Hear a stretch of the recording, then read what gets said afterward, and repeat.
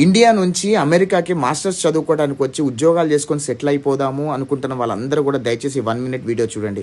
గత 3 సంవత్సరాలుగా ఇండియా నుంచి అమెరికాకి మాస్టర్స్ చదువుకోవడానికి వచ్చిన వాళ్ళు ఎవరైతే మాస్టర్స్ కంప్లీట్ చేసుకున్నారో వాళ్ళలో దాదాపు 90% మంది విద్యార్థులకు ఇప్పుడు కూడా ఉద్యోగాలు దొరకట్లా.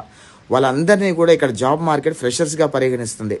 అదేవిధంగా అమెరికన్ జాబ్ మార్కెట్లో ఎంతోమంది ఎక్స్పీరియన్స్ రిసోర్సెస్ కూడా జాబ్స్ లేకుండా ఉన్నారు. అంటే అమెరికన్ మార్కెట్లో దాదాపు 62,000 మంది H1Bs జాబ్స్ లేకుండా ఉన్నారు. అంటే కనుక అమెరికన్ జాబ్ మార్కెట్ ఎంత బ్యాడ్గా ఉంది, ఎంత రెసిషన్ మోడ్లో నడుస్తుందో దయచేసి ఒక్కసారి ఆలోచన చేయమని కోరుతున్నా.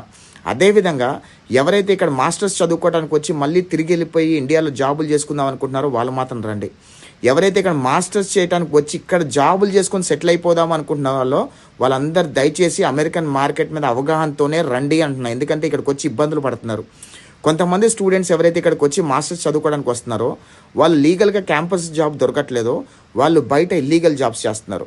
ఆ ఇల్లీగల్ జాబ్స్ చేయడం వల్ల డిపార్ట్మెంట్ ఆఫ్ హోమ్ల్యాండ్ సెక్యూరిటీ వాళ్ళు రైడింగ్ చేస్తున్నప్పుడు వాళ్ళు పట్టుబడిపోతే వాళ్ళని డీటైన్ చేస్తున్నారు. ఎలా అంటే అమెరికన్ వీసా క్యాన్సిల్డ్ అని వాళ్ళ పాస్పోర్ట్ మీద స్టాంప్ వేసి వాళ్ళని డిపోర్ట్ చేస్తున్నారు ఇండియాకి. ఒకసారి ఇండియన్ పాస్పోర్ట్ మీద అమెరికన్ వీసా క్యాన్సిల్డ్ అని వస్తే కనుక ఇతర దేశాలు వాళ్ళు ఎవరు కూడా వీసా ఇవ్వడానికి సిద్ధపడరనే విషయం దయచేసి స్టూడెంట్స్ అందరూ తెలుసుకోండి.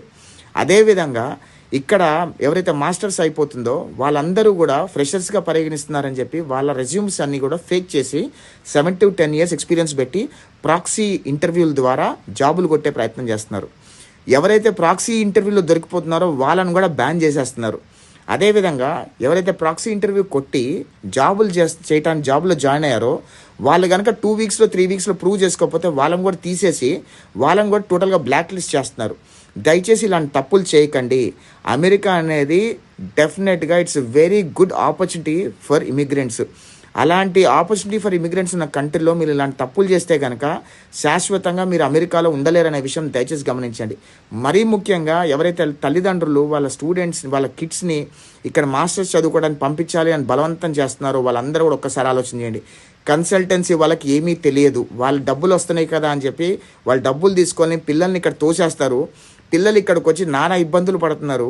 మిమ్మల్ని రూపాయి అడగలేక లేదా మీ దగ్గర రూపాయి డబ్బులు తీసుకొచ్చుకోలేక ఇక్కడ ఆర్ట్ జాబ్స్ చేస్తూ వాళ్ళ ప్రాణాలు కోల్పోతున్నారు, లేదా ఇల్లీగల్ జాబ్స్ చేస్తూ వాళ్ళు డీటైన్ అయిపోయి డిపోర్ట్ అయిపోతున్నారు. ఇలా చాలా ఇష్యూస్ ఉన్నాయి అమెరికాలో. దయచేసి ఎవరైతే మాస్టర్స్కి రావాలనుకుంటున్నారో వాళ్ళందరూ కూడా ఒక్కసారి ఆలోచించమని కోరుతున్నా. ఒక్కసారి గవర్నమెంట్ చేంజ్ అయిన తర్వాత అప్పుడున్న పరిస్థితులు ఆలోచించుకొని అప్పుడు పరిస్థితులు బట్టి మాస్టర్స్కి వచ్చే ప్రయత్నం చేయండి. కానీ ఇప్పుడైతే ఎవరైతే మాస్టర్స్ రావాలనుకుంటున్నారో వాళ్ళు మీరు ఆలోచనలు విరమించుకోమని చెప్పి ఒక బ్రదర్గా విజ్ఞప్తి చేస్తున్నా. జై హింద్.